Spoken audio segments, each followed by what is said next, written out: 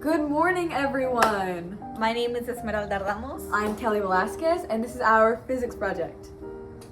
The objects we're using for this are, I'll just use the first bucket. Here we have this one. It has chicks all over it, and that'll be our first bucket.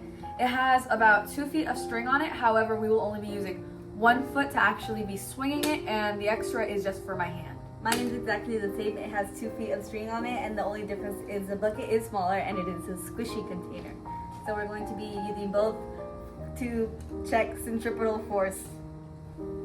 The weight of our first bucket is 22 grams without water, and then the weight of our second is 48. After adding water, this bucket weighs 152 grams. The second bucket weighs 237 grams after adding water. This is our demonstration of centripetal force using the squishy bucket.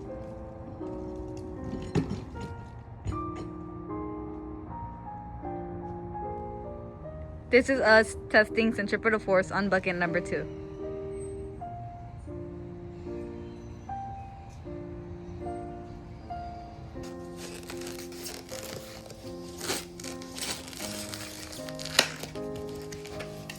Okay, so we're going to be working to see what our minimum height is needed off the ground to go around the loop. So that's how we're going to do this in reality rather than the math and see what it theoretically should be. So here's what it actually is.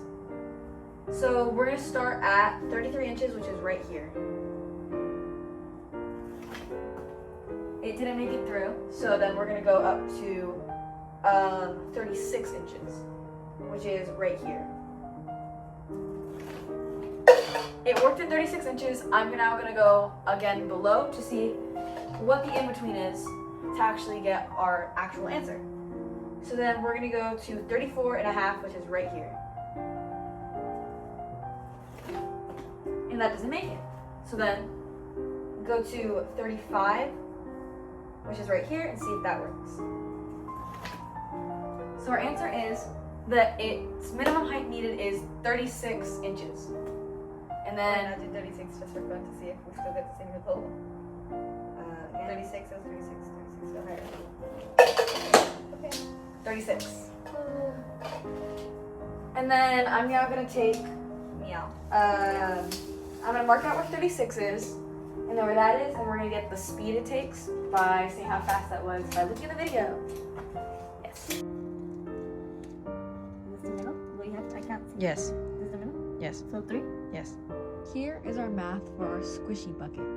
On the left, we have our variables: radius, gravity, mass, and time. Our radius was 1 foot, or 0.305 meters when translated over. The gravity is going to be 9.8 because that's just how that is. Our mass was 152 grams, which we know because we weighed it. And after doing some math, they found our time to be 0.697 seconds. To find the average period, we did some basic fraction equations here and got the average of that, which is 0.697, as shown in the top right. Then we used our theoretical minimum speed equation, plugging in our radius and then our gravity.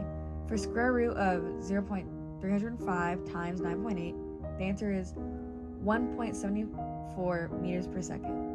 For our actual speed, we used 2 times pi times r over t, which was 2 pi 0.305 over 0.697, giving us a final answer of 2.749, meaning our actual speed was greater than the theoretical by about 1 meter per second.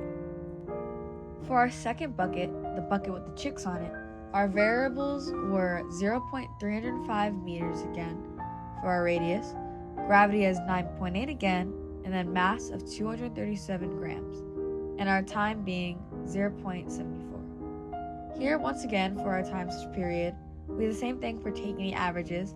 As you can see by the times we used to find our averages up on the top right, that is how we got 0.74. Then once again for our theoretical, we did square root radius gravity, giving us the equation square root of 0.305 times 9.8, giving us 1.73.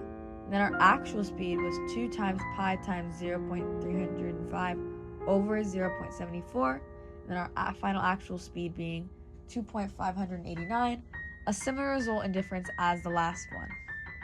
Our variables here are 4 grams for the marble, our gravity is 9.8, and the radius of our loop was 0.0762 meters. To find minimum speed, we use the equation mass times gravity is equal to mass times velocity squared over r, looking to solve for velocity.